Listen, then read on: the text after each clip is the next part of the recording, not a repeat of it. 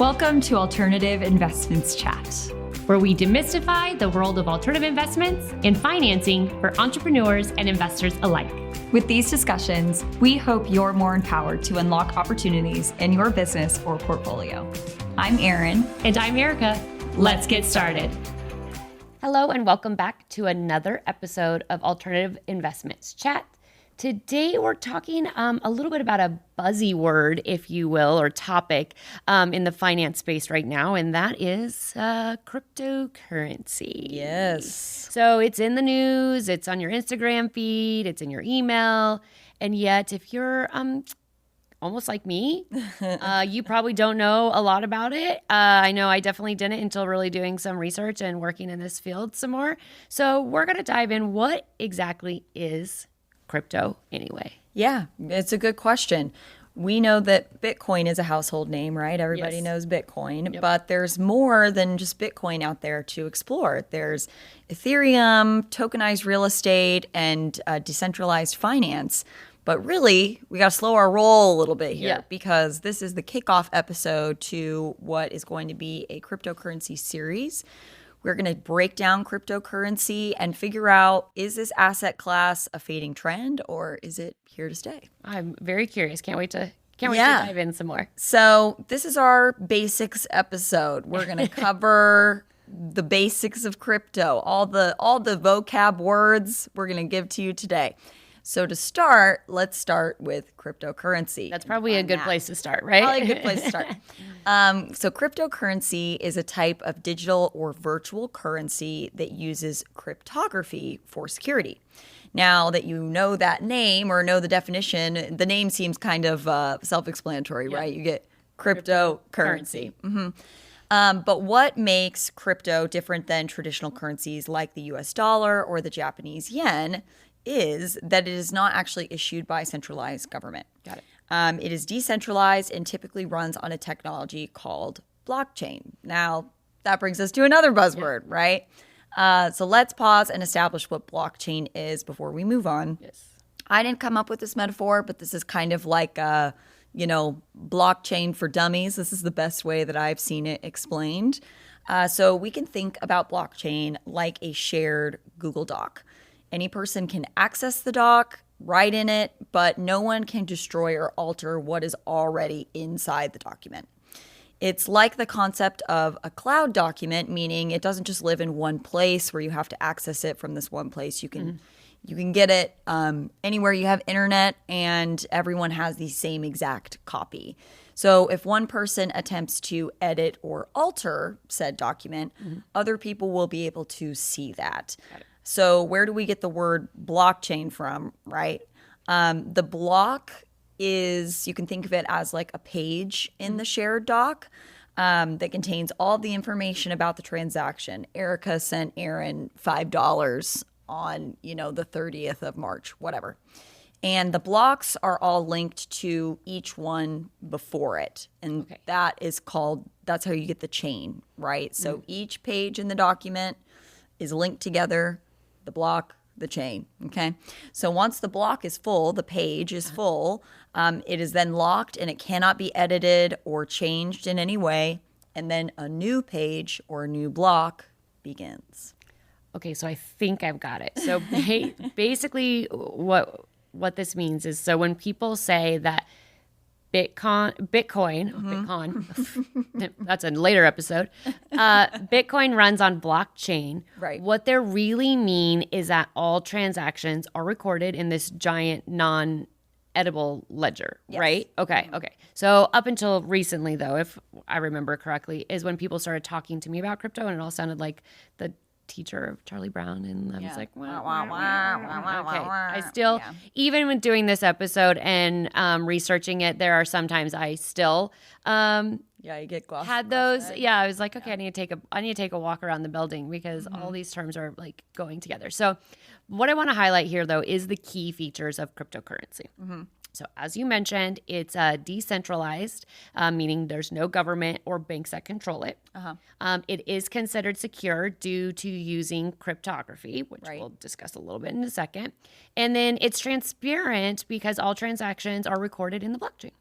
And then lastly, it is global, like you mentioned, because you can send or receive it basically anywhere that has an internet connection, right? Okay, that's great. But I do have a question. I know you said we were going to cover it, but I can't wait any longer. What is cryptography? Because that sounds like some ancient hieroglyphics thing right there. Right? It is. No, I'm just joking. So from the Oxford Dictionary, actually, cryptography is the art of writing or solving codes. Okay. Sounds a lot easier, but anyway. So when it comes to cryptocurrencies, this means that information is hidden or scrambled so that only authorized people can read or understand it. So this means it can protect that really important information from hackers. Okay. We talk about, we've heard on the news about hackers getting bank information. So in cryptographies, it is hidden and scrambled. So when I think about cryptographies, of course, my criminal justice mind goes to Zodiac and how he used to send the letters with all like the little circles with the crosses and then, the ciphers to communicate with the police. But again, that's because that's me. That's my background. Yeah, but kind of the same. Yeah. So, but one form of cryptography that most people are really familiar with is a VPN. Okay. Or a virtual private network. In fact, I have a VPN on my phone and on my laptop or iPad just because we work in tech. And so this is something that I've seen a lot of all over. So I went ahead and got myself one. So this creates a secure encrypted connection over a public network. Okay. So it masks your IP address and hides your internet traffic for enhanced security. So if someone was to look at mine, it actually says, I think this iPad sets up, and I think it has me like living in California somewhere. California dreaming. Yeah, exactly. So this is the thing that kind of lets you watch British Netflix, if you will, from your house here in Arizona, because it's saying that you live over there. Oh, that means you have access. Right. Exactly. Doesn't really tell you where you are. I used to love when me and my family would go on vacations to Mexico because Mexican Netflix is way better than American Netflix. They got the good shows. Really? I'm gonna have to and like investigate good that. Movies. Yeah, but I do see ads for that all the time, and specifically, they're always advertising that you can watch shows that you can't watch in the U.S. So This VPN. I think I should probably get one. Yeah. But I do want to get to the bottom of something else, and that is cryptocurrency mining. Okay. This is something that would confuse me a lot. Like, what does mining have to do with Bitcoin Right. or currency? This doesn't make any sense. It's like mining for gold. I get it, but it's digital. I was really confused about it. It doesn't make any sense. So let's break it down. Mining is how some cryptocurrencies maintain their existing system and create new coins. Mining for Bitcoin is like solving a really super complicated math puzzle using powerful computers to do so. So miners around the world work to solve these puzzles independently, together, kind of depends, and to add to the next block on the chain. Okay. The new page in the Google Doc. Yeah. And therefore, then they earn a reward of cryptocurrency. So they mine for the crypto. If they figure out the super complicated math puzzle, they get the reward of the cryptocurrency. This is what is called proof of work, and it confirms transactions to keep the blockchain constantly updated and secures the network. So essentially, the miners are working to audit as auditors to verify the actual block. Okay. So they are looking at a transaction, verifying that it's correct, whatever, adding it into the block, and then they get a reward for the work that they have done. So it's kind of like when the Fed prints new dollar bills and puts them into circulation, except that there are some very key distinctions. Obviously, no government is involved in the creation of new crypto coins. And there is actually a cap on supply on most crypto. For example, Bitcoin is actually capped at 21 million. Got it. So there can never be more than that out in the universe. Exactly. So Bitcoin still uses mining along with a few others, Dogecoin, Litecoin, and more. But many other cryptocurrencies have actually moved to a different system, and this is called proof of stake, to reduce the need for massive computing power that is used in typical mining or original mining. Ethereum, which is another really popular, famous cryptocurrency, famously made the switch from proof of work to proof of stake in 2022 in a move that is called the merge. I know. When I was doing research, Sounds very ominous, the merge. But I feel like the merge should be called the proof of life, because every time when I was reading through this, I kept thinking of when, again, criminal justice, when someone gets kidnapped and they're like, send proof of life, and they hold up the newspaper with the date, and I'm like, first of all, who still gets newspapers? But that's kind of, think about it, that's paper. And we're talking about crypto, which is, again, not paper. So it kind of translates in my head for whatever reason. I think the thing about learning about cryptocurrency is that there's not an exact metaphor for it. Yeah. It is kind of like quantum physics in the sense that it can be difficult to wrap your brain around because it's a completely new system. We're so used to dealing with paper money and coins and understanding that comes from our government and currency exchange and whatever. So we're so used to that. So learning something completely new can be difficult, and I think you have to find whatever sort of tethers that you can to try to make it make sense. Yeah, everyone learns differently, right? So however this translates in your brain is how you need to keep, like you said, keep all those little tethers together. Be like, okay, take your little string, and this guy goes to this guy, this guy goes to this guy. Right. It makes sense in your head. That's all that we really care about, right? Yeah. So now that we've got all those basics down, I think we can kind of start to dive into the different types of cryptocurrency. So you're familiar with the names of these cryptocurrencies, Bitcoin, Ethereum, etc. But there are actually different categories within each of those. So let's start with payment cryptocurrency. Yep. Kind of makes if you just say it, you kind of know what it is. So you use it like money. Right. You're sending, receiving, and storing value with this stuff. Okay. So Bitcoin is a payment currency. Yep. Exactly. Second, we've got utility cryptocurrency.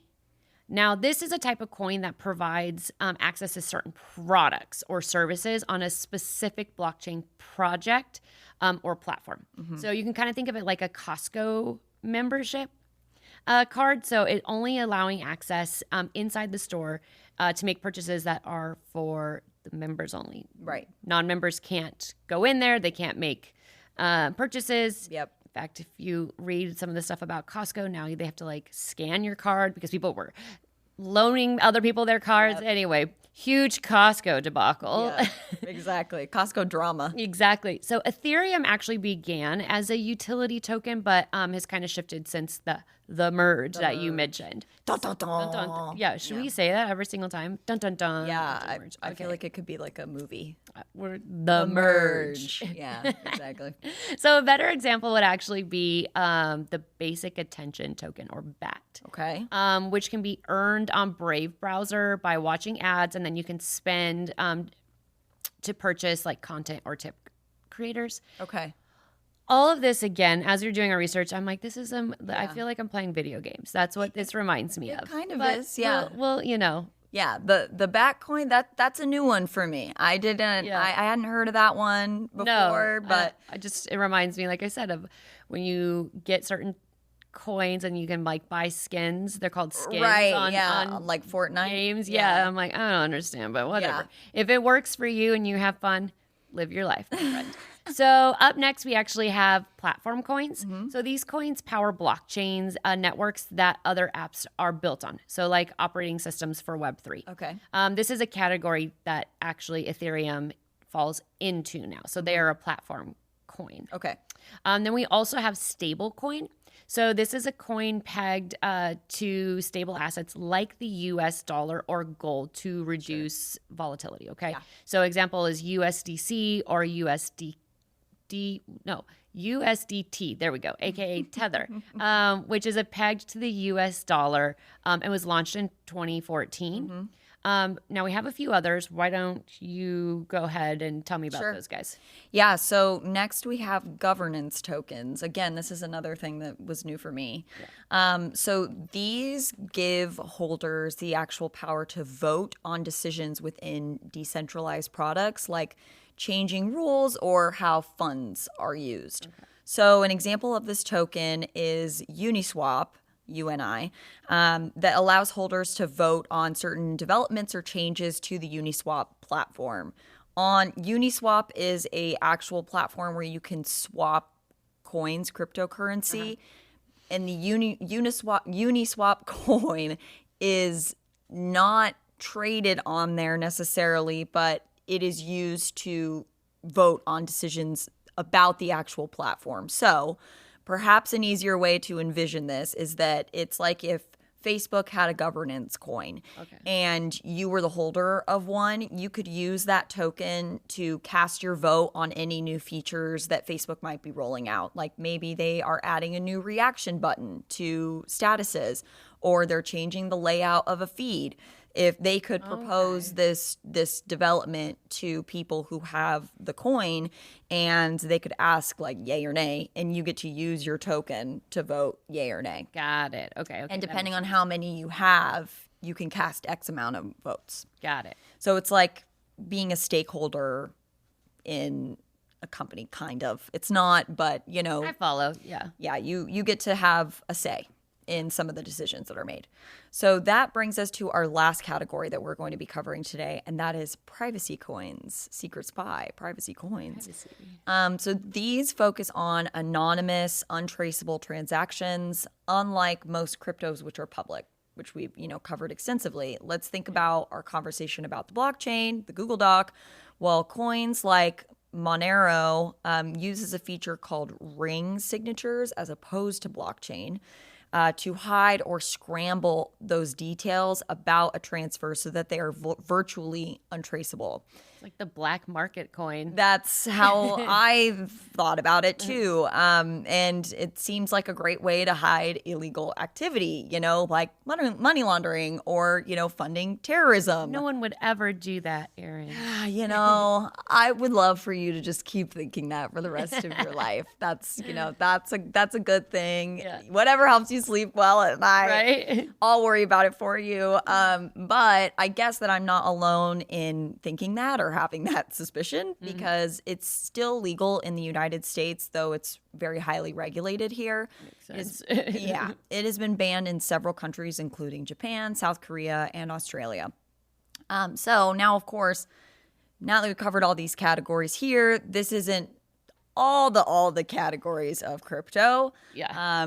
In fact, there's several like subcategories and blah, blah, blah, blah, blah, right? All sorts of things. But I think that this illustrates just how vast the world of cryptocurrency really is. Yeah, no, I can't concentrate. My head is all over. And I'm kind of thinking about the black market ones. Yeah. I want to see what those ones are more It's like. interesting. But I really didn't know that there was so many little crypto babies out there other than, the little star child of Bitcoin. I'm still Number one people. Yeah. I'm like, I wasn't until doing the research on this podcast for this episode in particular that I really realized that like Bitcoin is like actually just one little itty bitty thing. Yeah. I thought all cryptocurrency was Bitcoin. It is not. Yeah, I don't blame you for that. It's certainly the one that gets the most attention in the news. So I think that a lot of people kind of have that misconception. And again, this is like a really complex world. So yeah, and totally it just keeps getting more complex. Yeah. But neither here nor there. So like we mentioned at the top of this episode, this is just part one of our cryptocurrency series. So we're not going to go into everything. But that you're sitting here as a listener going, oh, I really hope they talk about this. We're probably not. This is just 101. This is the basics. So, but before we do wrap up this very head spinning episode, I wanted to leave you with some basic information about how you might get started in crypto, especially if you're a beginner and you're just sort of like, I want to start investing. Let's kind of like, where do I go? Sure. So, of course, as always, this is not professional financial advice. Okay. Yep. We are not registered advisors. That this is just, hopefully this is a nice jumping off point for you that you can start looking into. So speak to professionals, always. We always tell people to do that. So especially when your hard-earned money is on the line, make sure you're doing your research. So again, that leads to the very first point. Do your research. Yeah. And this episode doesn't count. It doesn't count as research, people. Okay? We want you to understand what you're investing into the fullest. Think about all those crypto horror stories where people lost all of their money. Yeah. I think I've seen far too many of them, and it makes me very, very nervous, and it also breaks my heart. So don't let that be you. So maybe start looking into Bitcoin or Ethereum first. Again, those big two star children, simply because these tokens are perhaps the most established and potentially easiest to understand. I think when you start getting into those black market ones, we maybe hold tight, okay? Sure. Then you're going to want to decide your why. Why are you investing? Make sure that everything aligns with your goals. So what is the true value of this investment for you? Are you going to do, it doesn't even matter if it's for crypto. It could be for real estate, for sneakers, for all the other great asset classes that we've talked about. What do you want to get out of this? Diversification, maybe. Exposure to something you find exciting. High returns. Figure out what you want. That's a big basic that I think a lot of people don't actually take into consideration. For sure. So what else can our listeners do? Yeah. I think a huge advantage here with crypto is the ability to start small. You don't have to go all in all at once. You can start with something maybe under $100, right? And this should be enough for you to be able to observe how exchanges work and how transactions work and where your wallet is and how the market's moving, blah, blah, blah. That's enough for you to kind of buy in. But at the end of the day, if you can stomach fully losing $100 and never seeing it again, but you're really interested and want to give it a shot, I would just suggest starting small. And you can monitor your investment to get a feel for the market and actually the investment itself. Awesome. Crypto is super volatile, and you might find that that's a little uncomfortable for you, or you might fall in love with it. You never know. But just know that you can start small. That's good. And another thing to consider is to choose a reputable exchange. Don't buy or sell crypto on some weird site, some one-off site. Here are some big names in the space for crypto exchanges: Coinbase, Kraken, and Binance US. So I've heard of all those, so that's good. Exactly. Yeah. Look for those big names, stick with those. And, if some influencer tells you to go and buy their coin, maybe don't do that. And continue to keep learning and to stay vigilant. Should you keep all of your crypto in the exchange, or should you store it in a wallet? You should stay up to date on the latest scams. You shouldn't trust any DMs that come your way that, are like, hey, dude, I just put all my money into this coin and it's going to the moon. Click here to invest or whatever. Just don't fall for the hype. Stay on top of all of the ever-changing regulations in the space. This is kind of a newer thing. Just be aware. And you should also learn how to keep your cryptocurrencies safe with two-factor authentication. That's like the least you could do, strong passwords, and there's so much more out there.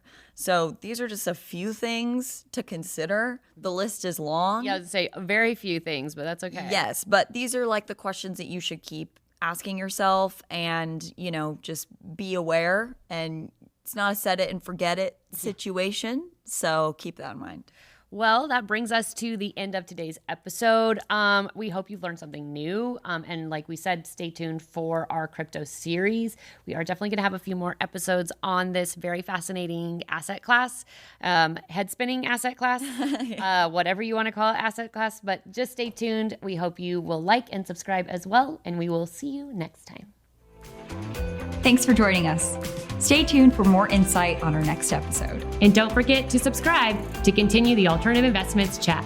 See you next time.